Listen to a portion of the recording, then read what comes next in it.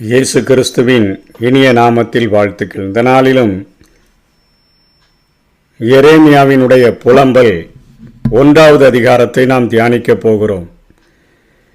இந்த அதிகாரத்தில் எரேமியா 1ஆம் வசனத்திலிருந்து 11ஆம் வசனம் வரையிலும் தான் வாழ்ந்த நாட்களிலே தான் வாழ்ந்த பட்டணமானது, தேசமானது இத்தகையான பெரிய அழிவை கண்டுவிட்டதே என்று சொல்லி அந்த தேசத்துக்காக 1ஆம் வசனத்திலிருந்து 11ஆம் வசனம் வரையிலும் அவர் புலம்புகிற காரியத்தையும் 12ஆம் வசனத்திலிருந்து 22ஆம் வசனம் வரையிலும் எருசலேம் ஒரு ஸ்திரீக்கு ஒப்பிடப்பட்டு அவளுக்கு நடந்த அந்த கொடூரங்களை அவள் புலம்புகிறது போல உருவகப்படுத்தி இந்த முதல் ஒப்பாரியை, முதல் புலம்பலை எரேமியா எழுதியிருக்கிறதை நாம் பார்க்க முடியும்.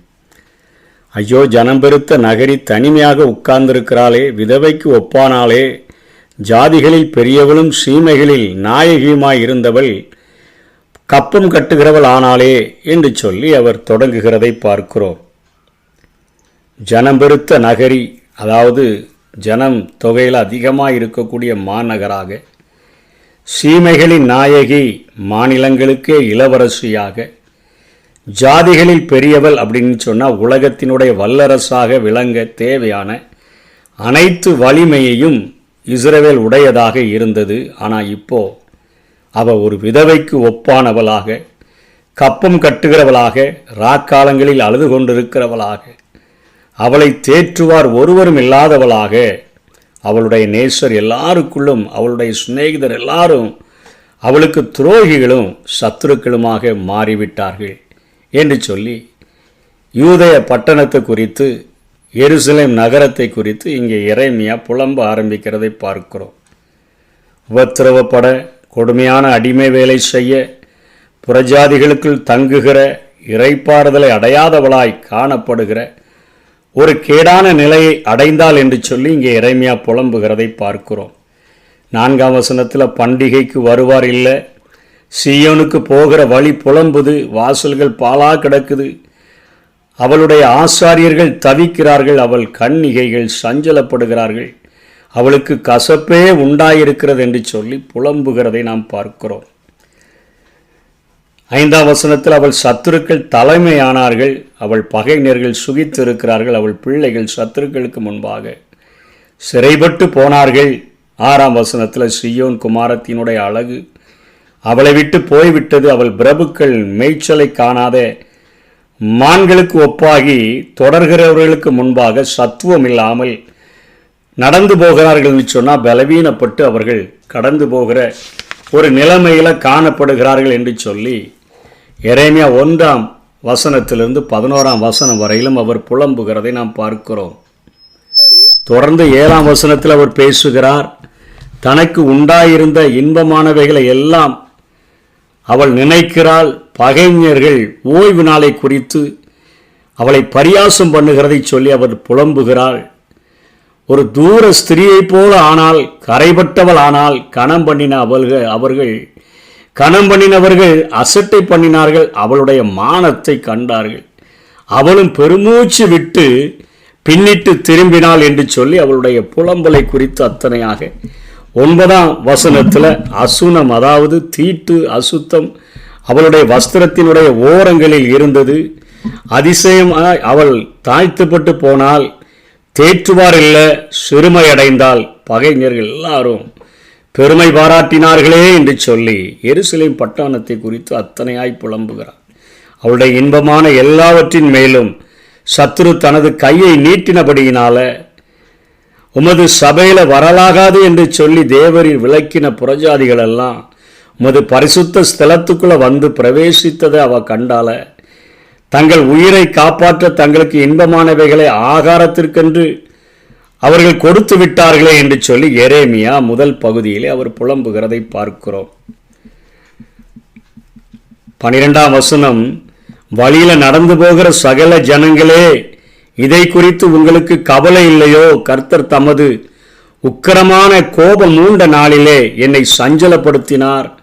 பூர்வ நாட்கள் முதல் கொண்டு எனக்கு உண்டான என் துக்கத்துக்கு சரியான துக்கம் உண்டோ என்று என்னை நோக்கி பாருங்கள் என்று சொல்லி அங்கே எருசலேம் பட்டணமானது ஒரு ஸ்திரீயாக, ஒரு விதவையாக மாற்றப்பட்ட பட்டணமாக புலம்புகிறதாக 12ஆம் வசனத்தை ஒரு கீ வசனமாக அவர் எழுதுகிறதை பார்க்கிறோம். வழியில நடந்து போகிற சகல ஜனங்களே, இதை குறித்து உங்களுக்கு கவலை இல்லையோ? கர்த்தர் தமது உக்கிர கோபமூண்ட நாளில என்னை சஞ்சலப்படுத்தினார். எனக்கு உண்டான துக்கத்துக்கு சரியான துக்கம் பூர்வ நாட்கள் எனக்கு உண்டாச்சா என்று சொல்லி நோக்கி பாருங்கள் என்று சொல்லி, இப்போதான் நான் இவ்வளோ பெரிய துக்கத்தை அனுபவித்து இருக்கிறேன். காரணம் என்னுடைய பாவத்தினுடைய கொடுமை, என்னுடைய காரியங்கள் என்னுடைய வாழ்க்கையை இத்தனையாக அழித்து விட்டது என்று சொல்லி அவர் புலம்புகிறதை பார்க்கிறோம்.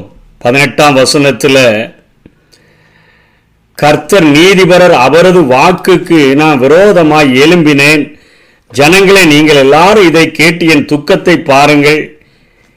என்னுடைய கன்னிகைகளும் என்னுடைய வாலிபரும் சிறைப்பட்டு போனார்கள் என்று சொல்லி ஆண்டவர் நீதிபரராக இருக்கிறாரு. அவருடைய வாக்குக்கு விரோதமாக நான் எழும்பிட்டேன், பாவம் செஞ்சிட்டேன்.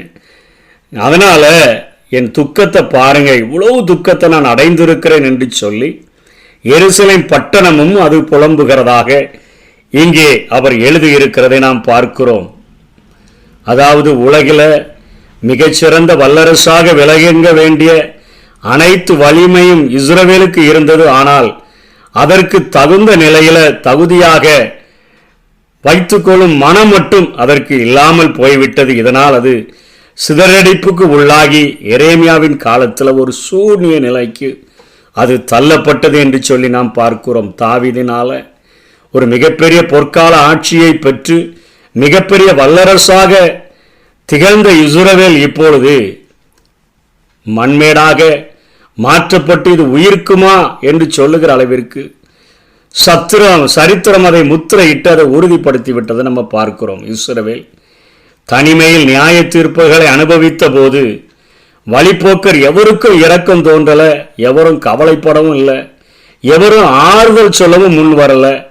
விக்கிரகங்களோ விக்கிரக தேசங்களோ படைபலமுள்ள நாடுகளோ அதனை சார்ந்த காரியங்களோ யாருமே அதற்கு உதவி செய்கிறதற்கோ ஆறுதல் சொல்கிறதற்கோ முன்வரவே இல்லை. முடிந்தாலும் முயன்றாலும் அது முடியாத காரியம்.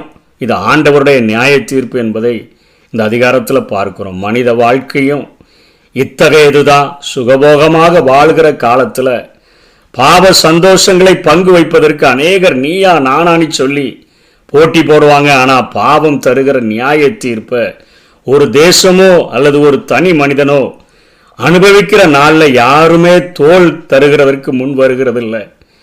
இம்மையிலேயே தோல் தர முயலாதவர்கள் மறுமேல என்ன செய்ய முடியும்? ஒருவன் நியாய தீர்ப்பை இன்னொருவர் தாங்க முடியவே முடியாது. அவரவர் தண்டனை அவரவர் தான் அனுபவிக்கணும். இதனுடைய கதறலினுடைய வெளிப்பாடு தான் அந்த 12ஆம் வசனம். வழியில் நடந்து போகிற சகல ஜனங்களே, இதை குறித்து உங்களுக்கு கவலை இல்லையோ? கர்த்தர் தமது உக்கிரமான கோபமுண்ட நாளிலே என்னை சஞ்சலப்படுத்தினார, யாருமே எனக்கு உதவி செய்ய வரலையேன்னு சொல்லி புலம்புகிற ஒரு காரியத்தையும் 14ஆம் வசனத்தில் என் பாதகங்களினுடைய அந்த நுகமானது அவருடைய கையால் பூட்டப்பட்டிருக்குது, அவைகள் பிணைக்கப்பட்டு என் கழுத்தை சுற்றி கொண்டது. என் கழுத்தில் பாவத்தினுடைய ஒரு நுகம், என் பாதகத்தினுடைய ஒரு நுகம் கழுத்தை வச்சு அழுத்துது. என் பலனை விலப்பண்ணினீர், நான் எழுந்திருக்க கூடாதபடிக்கு ஆண்டவர் என்னை ஒடுக்குகிறவர்களின் கையில் ஒப்பு கொடுத்தார் என்று சொல்லி 14 புலம்புகிறதை பார்க்கிறோம். பாவம் முதல்ல அப்பாவித்தனமாக தான் நம்முடைய வாழ்க்கையில் வரும். மெல்ல மெல்ல தனது வேர்களை பதிய வைத்து நமது இதயங்களை முற்றிலும் அது கெடுத்து விடக்கூடியதாக இருக்கிறது. பின்பு பெரியதொரு நுகத்தை நம்ம மேலே பூட்டி தனது விருப்பங்களுக்கு ஏற்ப பாவ நிலங்களை உழுகிறதற்கு அது பயன்படுத்தும் நுகத்தடியின் கீழ் கழுத்தை கொடுத்தவர்கள் நிமிரவது மிகவும் கடினமான ஒரு காரியம். தேவன் நம்முடைய நன்மைக்காக வடிவமைத்து உள்ளவற்றை விட்டு நம்ம வழி விலகி தீமை செய்யும்போது பாவத்துக்கு நம்ம அடிமைகளாக மாறப்படுகிறோம். ஒரு வகையில் நாம் பிறப்பிலேயே பாவத்திற்கு அடிமை என்று சொல்லி ரோமர் 6:17 குறிப்பிடுகிறது. இப்படிப்பட்ட வாழ்க்கை வாழக்கூடிய நம்மை குறித்து வேதம் யோவான் 8ஆம் அதிகாரம் 34வது வசனத்தில் யோவான் இப்படியாக எழுதுகிறதை நாம் பார்க்கிறோம். யோவான் 8ஆம் அதிகாரம் 34ஆம் வசனத்தில்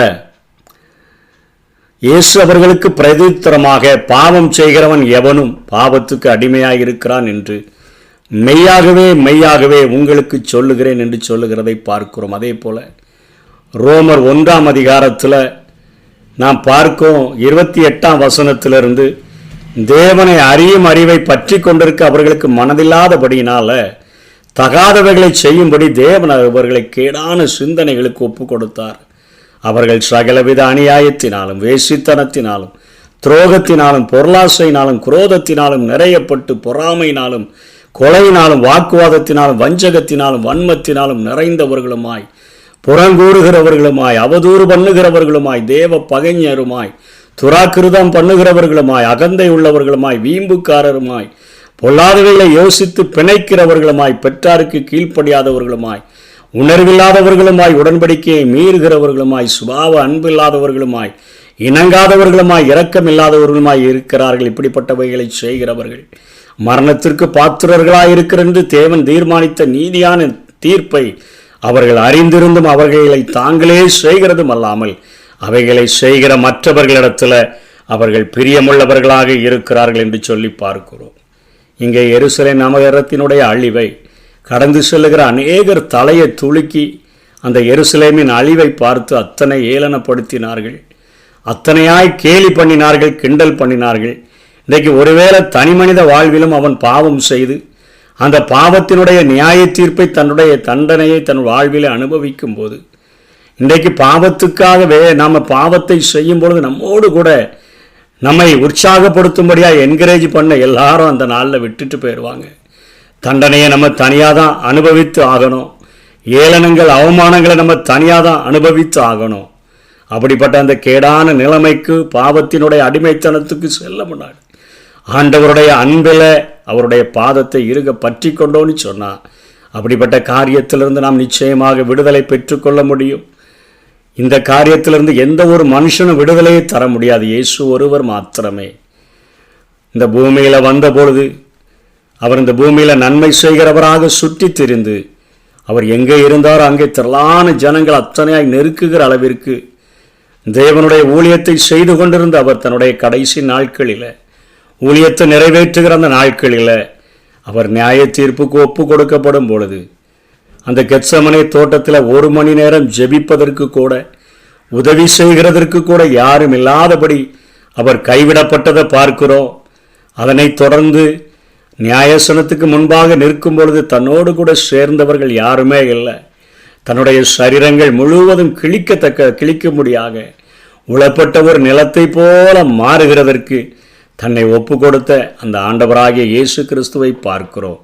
அதனைத் தொடர்ந்து கல்வாரி சிலுவையில் அவர் தொங்கும் பொழுது, இவன் எத்தனையோ பேரை ரட்சித்தானே, மற்றவர்களை ரட்சித்தான், தன்னைத்தானே ரட்சித்து கொள்கிறதற்கு திராணி இல்லை என்று சொல்லி அநேகர் தலையை துலுக்கி ஏளனப்படுத்தினதை பார்க்கிறோம். பக்கத்தில் இருந்த ஒரு கள்ளன் கூட அத்தனையாய் அவரை ஏளனப்படுத்துகிறதை பார்க்கிறோம். கைகளிலும் கால்களிலும் ஆணிகள் கடாவப்பட்டவராக, சரீரம் முழுவதும் நொறுக்கப்பட்டவராக தொங்குகிறதற்கு ஒரே காரணம், பாவத்தினுடைய அந்த தண்டனையை, மனிதர்கள் எல்லாருடைய தண்டனையும் உலகத்தினுடைய எல்லா பாவங்களையும் சுமந்து தீர்க்கிற ஒரு தேவாட்டு குட்டியாக எல்லா பாவங்களையும் தன்மேல் பொறுத்து கொண்டது நிமித்தமாக, எப்படி ஒரு எருசலேமானது அது ஒரு மிகப்பெரிய அழிவை கண்ட பொழுது எல்லாரும் தலையை துலுக்கி அத்தனையாக இழிவுபடுத்தினார்கள், அதே போல உலகத்தினுடைய அத்தனை காரியங்களிலும் தன்மேல சுமந்த பொழுது அவர் அத்தனையாய் கேலி செய்யப்பட்டார், ஏளனப்படுத்தப்பட்டார். அத்தனையாய் அவர் அற்பமாக அவர் எண்ணப்பட்டதை நாம் வேதத்தில் பார்க்கிறோம். அவர் அப்படி எண்ணப்பட்டபடியினால அவருடைய கல்வாரி சிலுவையை நோக்கி பார்க்கிற ஒவ்வொருவரும் அந்த பாவத்தினுடைய அந்த கொடுமையின் விளைவுகளிலிருந்து, அந்த தண்டனைகளிலிருந்து ரத்தை பெற்று அவர்கள் இந்த உலகத்தில் விடுதலையோடு கூட வாழ முடியும் என்கிற ஒரே ஒரு காரியத்தை ஆண்டவர் இந்த உலகத்தில் உள்ள எல்லா ஜனங்களுக்கும் கொடுக்கும்படியாகத்தான் விண்ணுலகத்தை விட்டு இறங்கி இந்த பூமிக்கு வந்து உலகத்தினுடைய அத்தனை பாவங்களையும் தன்மேல போர்த்து கொண்டு எத்தனை ஏளனங்களை அனுபவித்தாலும், தனிமையாய் விடப்பட்டாலும், உதவியற்றவனாய் விடப்பட்டாலும், வானத்துக்கும் பூமிக்கும் நடுவாக தொங்கினாலும், என்னுடைய சரீரம் அழிக்கப்பட்டாலும் பரவாயில்லை, என் ஜனங்கள் வாழ வேண்டும் என்று சொல்லி தன்னையே ஊற்றி கொடுத்த அந்த ஆண்டவராகிய இயேசு கிறிஸ்து மாத்திரமே நிச்சயமாக பாவத்தினுடைய தண்டனைகள்ல இருந்து, பாவத்தினுடைய தீர்ப்புகள்ல இருந்து, பாவத்தினுடைய கொடூரங்களிலிருந்து, பாவத்தின் சம்பளம் மரணம் என்று சொல்கிறதே அந்த காரியத்திலிருந்து, தீர்ப்பிலிருந்து நம்மை விடுதலை செய்ய முடியும். இந்த ஜனங்களுக்கும் ஒரு நம்பிக்கை. 70 வருடங்கள் கழித்து இந்த அழிவானது முற்றுப்புள்ளி வைக்கப்பட்ட ஒரு அழிவு அல்ல. இதை மீண்டும் ஆண்டவர் 70 வருடங்கள் கழித்து பிடுங்கினதை நாட்டுவார், அவர் இடித்து போட்டதை மீண்டும் கட்டுவார் என்கிற காரியங்கள் எரேமியாவினால அவர்களுக்கு உரைக்கப்பட்டதை நாம் பார்க்கிறோம்.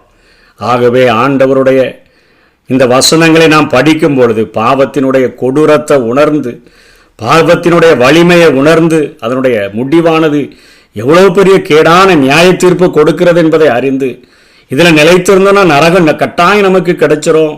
இந்த பூமியிலேயே ஒருத்தர் உதவி செய்யலையே, நரகத்தில் யார் உதவி செய்ய முடியும் என்கிற ஒரு காரியம் நம்மை ஆட்டி படைக்கும் என்று சொன்னார். இந்த நாட்களிலே இந்த சத்தத்தை கேட்கும் போதே அவருக்கு நம்மை நிச்சயமாக ஒப்பு கொடுக்க முடியும். இயேசு கிறிஸ்துவினுடைய பாடு மரணங்களை ஒவ்வொரு நாளும் நோக்கி பார்க்கும் பொழுது தண்டனையிலிருந்து முழுமையாக நாம் விடுதலை பெற முடியும். அப்படிப்பட்ட கிருபைகளை தேவன் நமக்கு தந்தருள்வாராக. ஆமென். காயங்கள் பார்க்கின்றேன், கண்ணீர் வடிக்கின்றேன், தூய திருரத்தமே